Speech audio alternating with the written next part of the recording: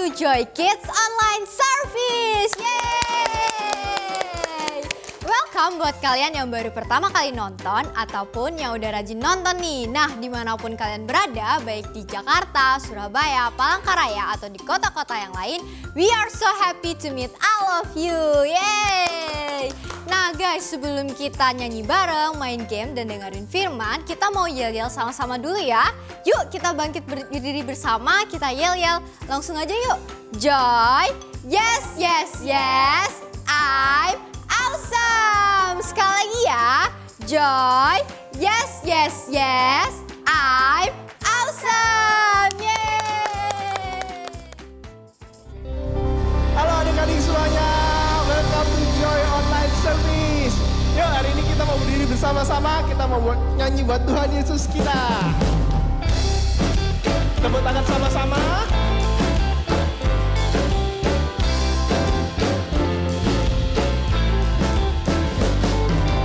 Kuat-kuat yang terkuat, hebat-hebat yang terhebat, besar-besar besar, itulah Tuhan Yesusku. Kuat-kuat yang kuat, hebat-hebat yang terhebat, besar-besar yang besar, itulah Tuhan Yesusku. Yesus yang terkuat, Yesus yang terhebat, Yesus yang terbesar, tiada bandingannya.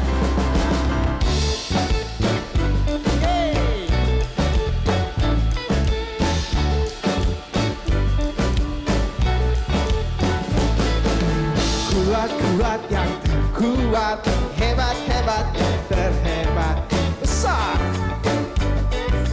itulah Tuhan Yesusku.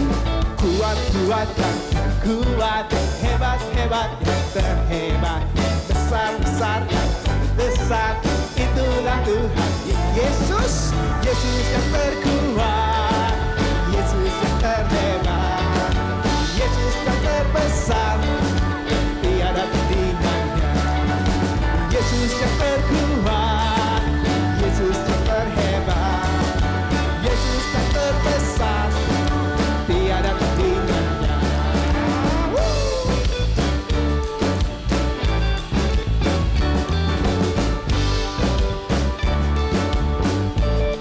Yesus yang terkuat, Yesus yang terkuat, Yesus yang terhebat, Yesus yang terbesar, tiada tanding.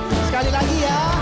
Yesus yang terkuat, Yesus yang terhebat, Yesus yang terbesar, tiada tandingan. Yeay, tepuk tangan untuk Tuhan Yesus. Haleluya.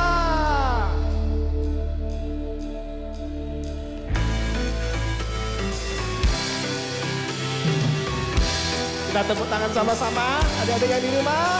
Yo.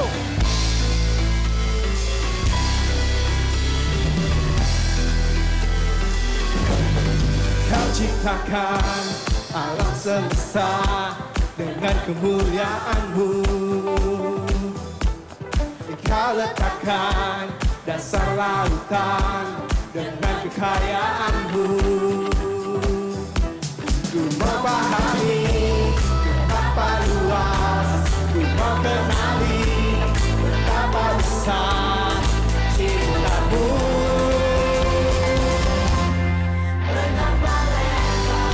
Kasih-Mu betapa panjang, kasih-Mu bagi dia yang melakukan yang lebih besar bagiku. Betapa tinggi kasih-Mu, betapa dalam kasih-Mu bagi dia yang melakukan yang terbaik bagiku.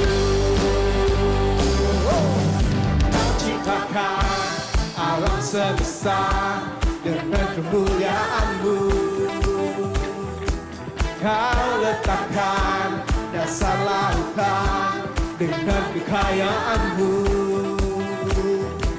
Ku mau pahami betapa luas, ku mau kenali betapa besar cinta-Mu.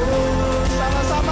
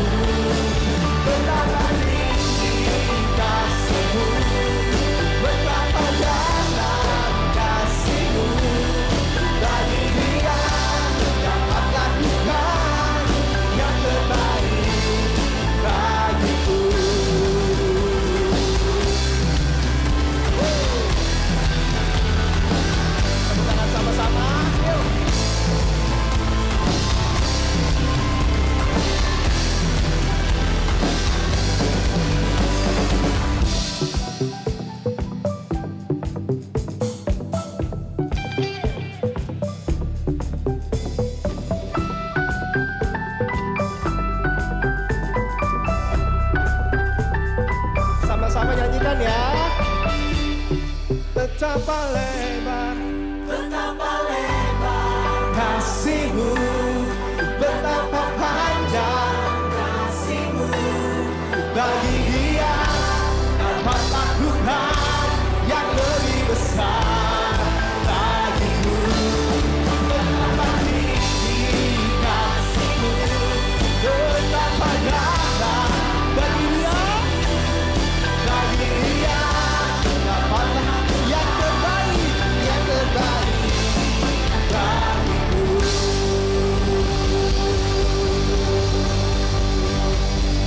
Haleluya. Kita mau siapkan hati kita. Habis ini kita mau dengar firman. Kita mau nyanyikan satu lagu ini. Tuhan yang gendong setiap kita semua. Tuhan, Kau setia, dulu, sekarang, selamanya. Semua rencana Tuhan pasti akan Kau kerjakan, pasti Kau genapi. Kau gendongku sampai masa tuaku.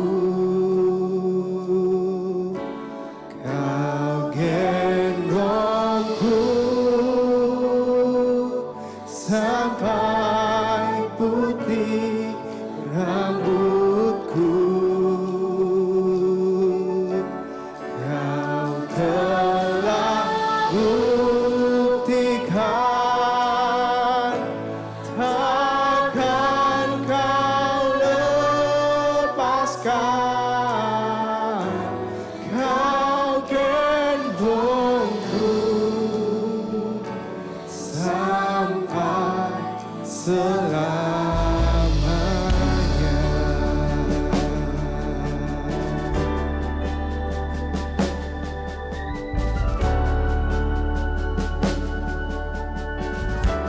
Sama-sama nyanyikan. Tuhan, Kau setia, dulu, sekarang, selamanya. Semua rencana Tuhan pasti akan Kau kerjakan, pasti Kau genapi. Angkat tangan kita bersama. Kau gendongku sampai masa tuaku. Kau gendongku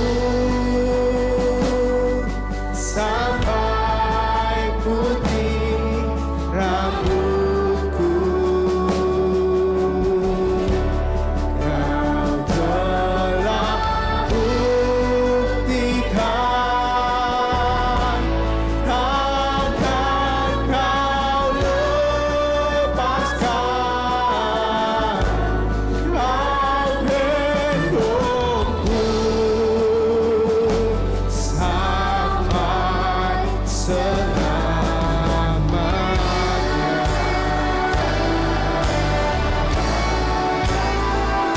Terima kasih Tuhan. Tuhan Yesus selalu gendong kami. Tuhan Yesus gak pernah tinggalin kami. Tuhan Yesus selalu jaga kami. Tuhan Yesus selalu beserta dengan kami. Tuhan Yesus selalu menyertai kami. Terima kasih ya Tuhan.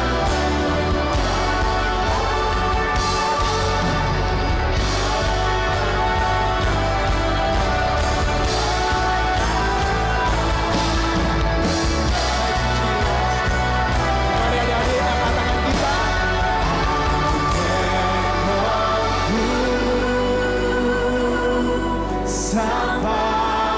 masa tuaku. Kau gendongku sampai putih rambutku.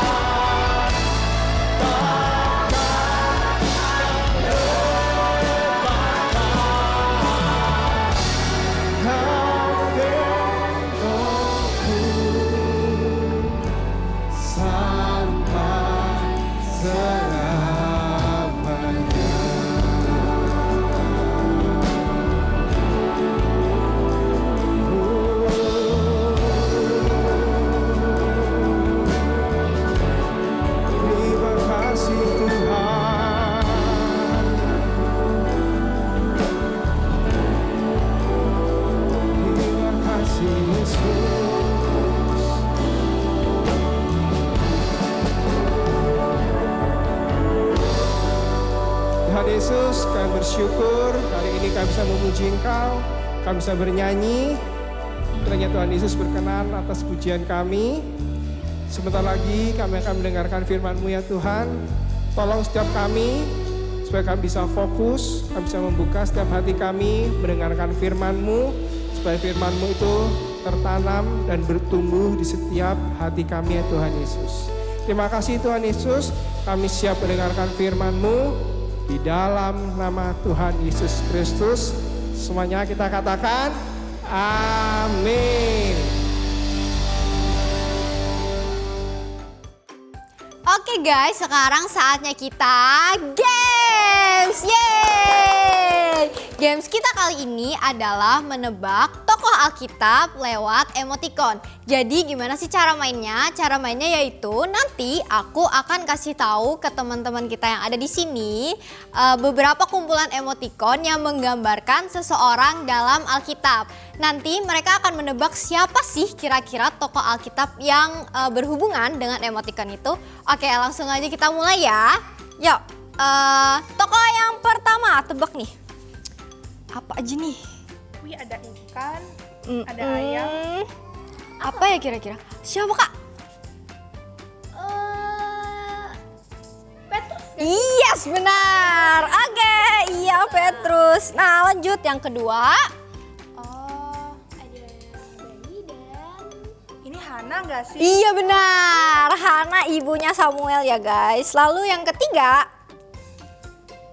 Oh, itu ada paus kak. Paus berarti apa? Apa ya? Yang berhubungan dengan ikan besar apa guys? Yunus. Yes, benar. Oke, satu lagi ya terakhir yaitu ada. Ini ada batu, Mm-mm. ada monster. Iya. Daud nggak sih? Iya benar. Oke, gitu aja games kita kali ini ya guys. Kalian juga bisa mencoba games ini di rumah. Dadah. Hello, happy banget ya jumpa dengan kalian di bulan ini ya, start bulan Oktober, yes ya. Oktober ya, start a new month. Mungkin udah bagian dari kita udah selesai liburan atau mungkin ada yang baru masuk liburan ya. Nah, di bulan ini kita punya tema yang sedikit berbeda ya. Kalau bulan kemarin itu superhero, sidekicknya superhero. Tapi di bulan ini sama bulan November nanti ya, kita punya tema yang berbeda. Bulan ini adalah temanya adalah feelings. Feelings yang cowok ya, yang man atau boys, pokoknya yang pria gitu ya. Nah, feelings itu apa? Feelings itu adalah the bad character atau istilahnya the orang jahatnya di sebuah film superhero gitu ya. Nah, feelings kita hari ini itu adalah seseorang itu ya, raja ya. Jadi dia itulah seseorang raja. I don't know sih kalian pernah nonton atau enggak, tapi film ini mungkin sedikit agak nggak terlalu baru, tapi dia adalah seorang raja. Karena apa? Villain kita dari Alkitab juga sama, adalah seseorang raja. Oke, sebelumnya kita mau nonton dulu deh sama-sama ya, superhero atau bukan superhero ya, villain kita hari ini, oke? When I grow up, I want to be the first person to teleport himself. Even if you could build it, I've already built it. is it next to your flying car? I'm not working on that anymore.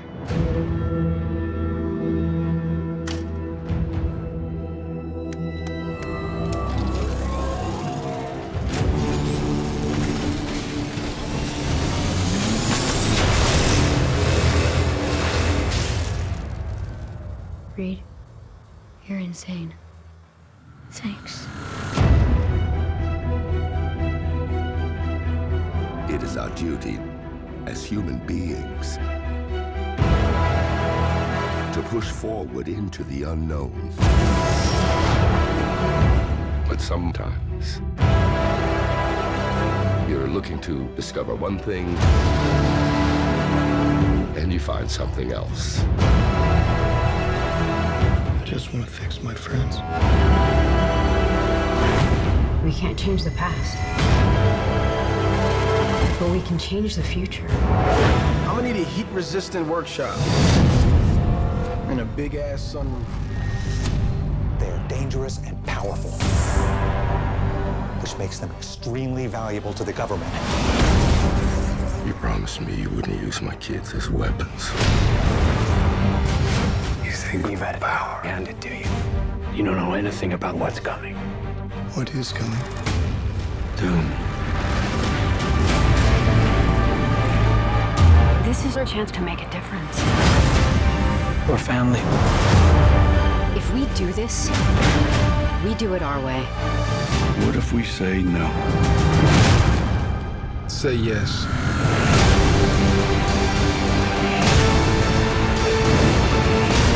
This is the end of your world and the beginning of mine. He's stronger than any of us. He's not stronger than all of us.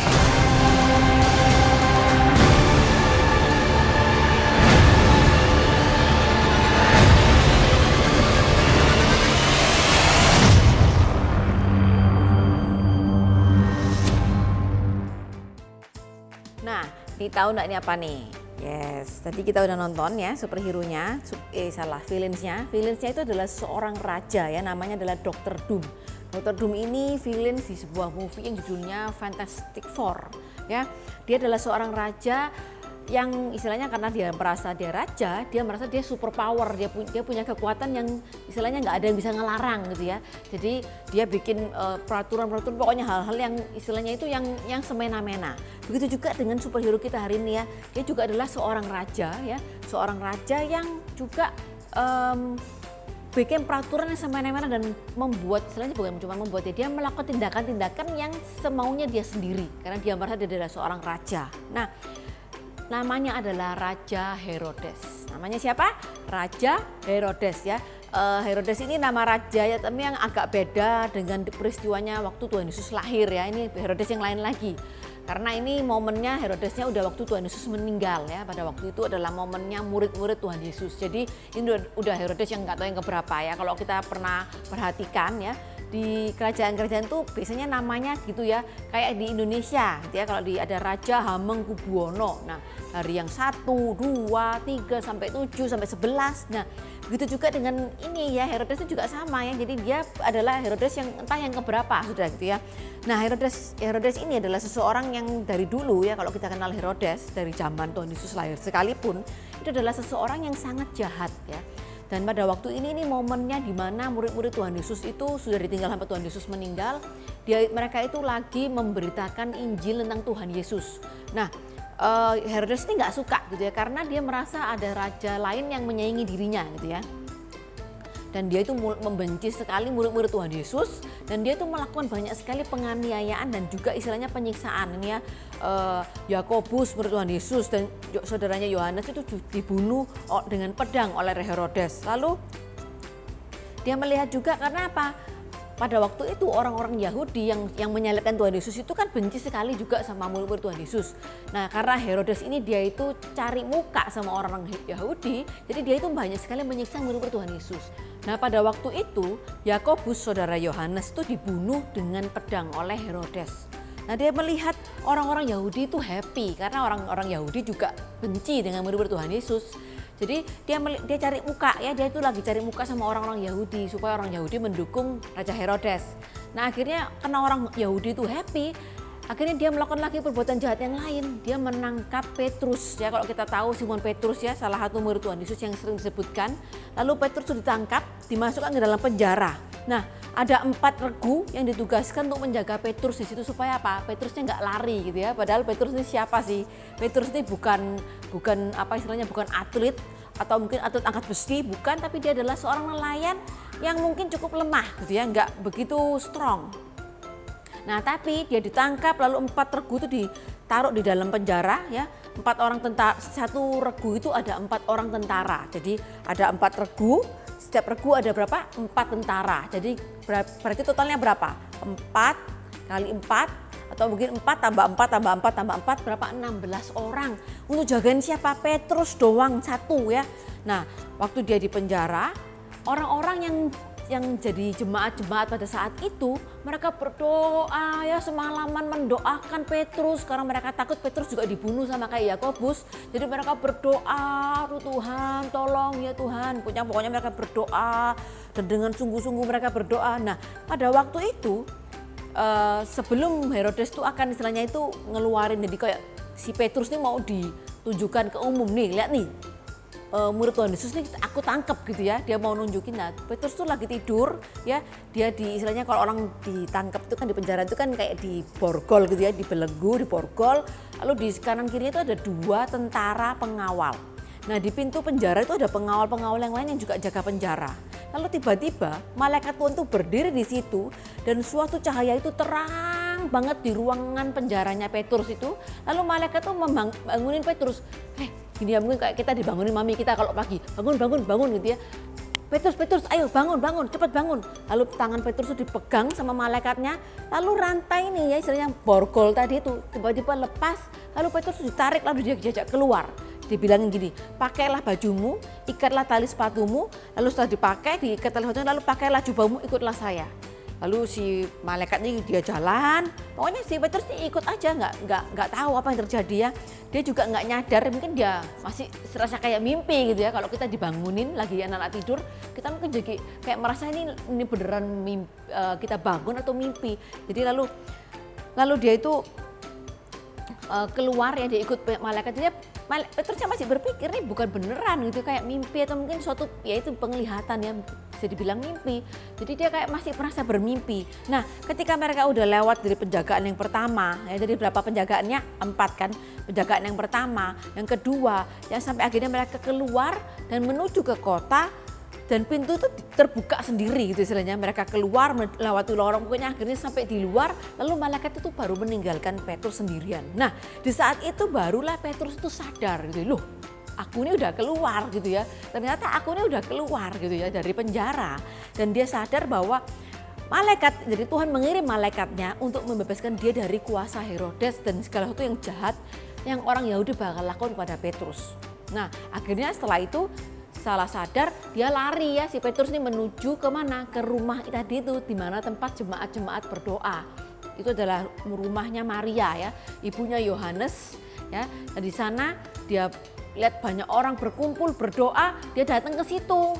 Lalu dia ketok-ketok ya, dia ketok-ketok, tok, ayo dong bukain pintu gitu, tok. Nah pada waktu dia ketok-ketok ada seorang istilahnya itu pelayan wanita ya, kalau kita panggil sana mungkin mbak gitu ya, mbak wanita yang namanya Rode. Rode ini dia buka pintu, dia bukan buka pintu, dia itu datang ke pintu, dia itu mau bukain pintu, lalu dia dengar suara Petrus. Karena saking dia itu kaget dan happy-nya, dia itu nggak bukain pintu, justru dia itu balik lari untuk apa? Ngomong sama orang-orang di dalam ruangan, di dalam rumah. Jadi ada orang ketok-ketok, dia gak bukakan pintu justru karena dia kaget, dia gak menyangka itu Petrus, lalu dia lari ke dalam. Dia ngomong sama orang dalam, mungkin dia ambil karena kaget, mungkin dia sambil kayak bingung gitu ya, karena kan kalau kita kaget kan nggak mungkin ngomongnya bisa tenang. Hai, di depan ada Petrus, nggak mungkin. Tapi kita pasti excited dan plus istilahnya apa ya, semangat plus nafas yang mungkin lagi agak tersengal-sengal habis lari.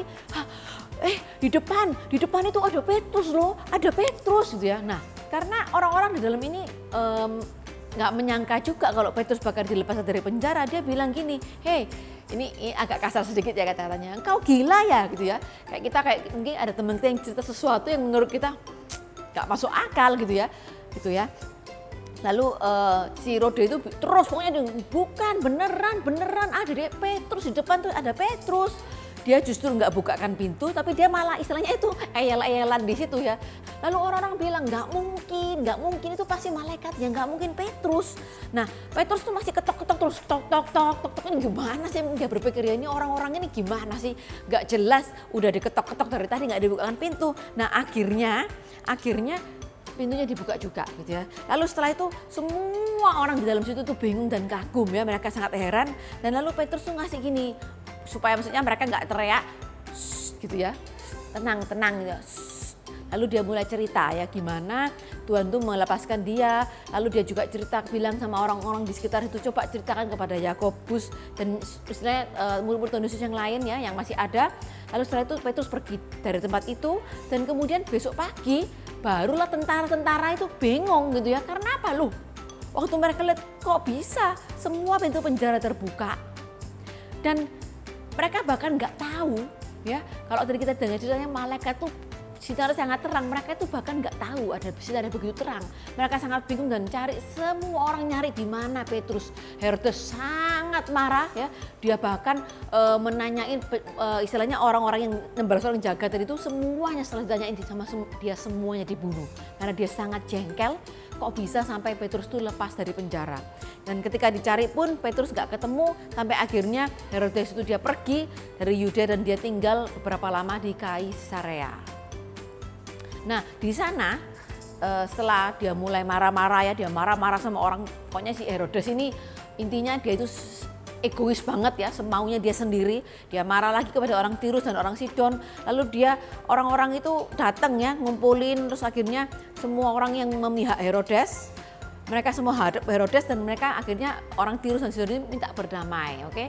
Karena dia udah marah-marah sebab dia tahu ya, orang Tirus dan Sidon ini tahu Herodes ini punya kekuasaan untuk istilahnya menghentikan jalur makanannya mereka gitu ya. Akhirnya lalu Herodes ini dia mengumpulkan semua orang suatu hari ya, dia kumpulkan, dia pakai jubah kebesarannya ya. Dia merasa dia sebagai raja yang begitu hebat, yang mungkin dia pakai mahkotanya begini ya. Lalu dia pakai jubah, lalu dia merasa dengan tinggi hati, dia dengan sombong. Dia menghadap semua orang lalu dia bilang, lalu orang-orang itu pokoknya dia merasa dia itu kayak dewa, udah bukan kayak manusia lagi. Lalu orang-orang di sekitar itu pun bilang ya, orang-orang rakyat-rakyat itu ngomong gini, ini suara dewa, bukan suara manusia waktu Herodes ngomong. Lalu pada saat itu apa yang terjadi?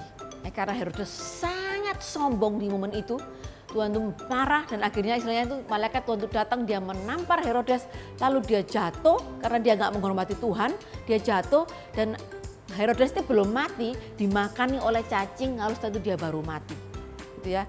Itu hukumannya ya, mungkin kalau endingnya agak ngeri sedikit gitu ya, tapi istilahnya gini, jadi Tuhan tuh benci sekali orang yang sombong, dia sangat gak suka, makanya sampai akhirnya dia menghukum Herodes itu seperti itu ya. Nah cerita kita hari ini tuh tentang Raja Herodes, gimana dia itu istilahnya itu ya melakukan hal-hal jahat, karena apa, dia merasa dia sangat berkuasa, karena kesombongannya akhirnya dia membuat keputusan-keputusan dan hal-hal yang gak benar. Makanya Tuhan tuh sangat tidak suka orang yang sombong dan dia merasa dia lebih hebat dari Tuhan sampai akhirnya dia mati gitu ya. Nah manusia itu kebanyakan kita itu adalah orang yang sombong gitu ya. Pada dasarnya manusia itu orang yang tinggi hati karena memang itu naluri dasar manusia. Tapi kita perlu tahu ya, kita bisa belajar gimana caranya kita tuh jadi orang yang tidak terlalu sombong gitu ya. Mungkin sombongnya nggak bisa langsung hilang gitu ya. Kita berdoa, Tuhan aku nggak mau sombong, tiba-tiba kita jadi orang yang nggak sombong. Itu nggak segampang itu. Tapi kita bisa belajar gimana caranya kita bisa menghargai orang lain. Mungkin kita bisa juga merasa, mungkin kita ini adalah orang yang sangat cantik misalnya, atau sangat ganteng gitu ya. Terus kita melihat orang lain, orang itu kok jelek banget gitu ya. Lalu kita merasa menghina, misalnya kita memandang mereka dengan hal yang nggak, dengan mata yang misalnya gitu ya, kamu itu nggak ada apa-apanya sama aku gitu ya. Tapi kita nggak perlu memikirkan itu. Karena apa? Di mata Tuhan semua itu sama gitu ya. Mau yang ganteng, yang cantik, yang putih, yang hitam, yang kuning, yang biru gitu, semua itu sama di mata Tuhan. Nah, atau mungkin kita merasa, I'm a rich person gitu. Aku nih orang yang keluargaku nih hebat, rumahku gede, gitu, mobilku banyak. Nggak ada apa-apanya tuh temen-temenku yang gitu. Tapi kita perlu berpikir di mata Tuhan semua itu sama ya. Mau kita punya mobil 100, mau kita cuman nggak punya mobil sekalipun, Tuhan tuh memandang kita sama. Itu yang perlu kita ingat. Jadi kita mau sama-sama belajar nih, be humble like Jesus. Karena apa? Tuhan Yesus aja ya, yang seorang raja ya, istilahnya dia itu raja di atas segala raja. Raja yang begitu hebat. Tapi dia apa? Dia rela turun ke dunia untuk apa? Menyelamatkan kita ini loh yang nggak ada artinya gitu ya. Yang bahkan kita ini kayak semut diinjak sama gajah gitu loh kalau dibandingkan Tuhan maksudnya gitu ya. Jadi Tuhan tuh sangat menyayangi kita, sangat menghargai kita, nggak peduli siapapun kita. Jadi kita itu nggak boleh jadi orang yang sombong. Kita mau belajar seperti Tuhan ya, be humble like Jesus. Dia seorang raja turun ke dunia ya. Dia lahir di mana? Kalau kita pernah dengar cerita Natal di Palungan. Bayangin, siapa di sini yang pernah lahir di kandang? Nggak ada pasti ya. Kayak semua lahirnya at least di rumah atau di rumah sakit gitu ya. Nah, jadi kita perlu belajar jadi anak-anak yang nggak sombong. Kita perlu tahu bahwa semua orang di dunia ini mungkin beda-beda ya. Ada yang begini dan begitu, tapi kita perlu tahu di mata Tuhan semua kita itu sama. Dan Tuhan itu datang ke dunia ini untuk semua kita, nggak pilih-pilih. Lalu gimana sih supaya kita itu istilahnya ini ya, kita tuh sadar gitu ya. Jadi ya ini yang pertama, kita perlu tahu Tuhan yang hebat sekalipun dia mau mati buat kita dan dia turun dari tahtanya yang begitu besar untuk apa? Menebus dosa-dosa kita. Lalu yang kedua kita juga bisa apa ya? Tentunya kita cuma bisa apa? Berdoa ya, berharap sama Tuhan. Tuhan kasih aku hati yang nggak sombong. Mungkin hati kita yang nggak sombong itu nggak bisa langsung hilang, tapi kita bisa belajar gimana caranya supaya kita jadi be humble like Jesus. Kita sama-sama ngomong yuk, be humble like Jesus. Super kebenaran kita hari ini adalah be humble like Jesus. Kita ulangi sekali lagi ya. Be humble like Jesus. Ayat penuntun kita hari ini diambil dari Kisah Para Rasul 12 ayat 1 sampai 23 or Acts 12 verse 1 until 23. Dan ayat hafalan kita diambil dari Amsal 16 ayat 18. Kesombongan mengakibatkan kehancuran, keangkuhan mengakibatkan keruntuhan. Or Proverbs 16 verse 18. Pride goes before destruction and haughty things before a fall. Mari kita berdoa. Tuhan Yesus, terima kasih buat hari ini. Kami belajar menjadi anak yang tidak sombong dan berusaha memiliki kerendahan hati seperti yang diteladankan Tuhan Yesus. Tuhan berkati orang tua, kesehatan, dan pendidikan kami. Dalam nama Tuhan Yesus, amin. Joy Kids online service kita telah selesai. Jangan lupa like, subscribe, and give a positive comment. See you next week. God bless you.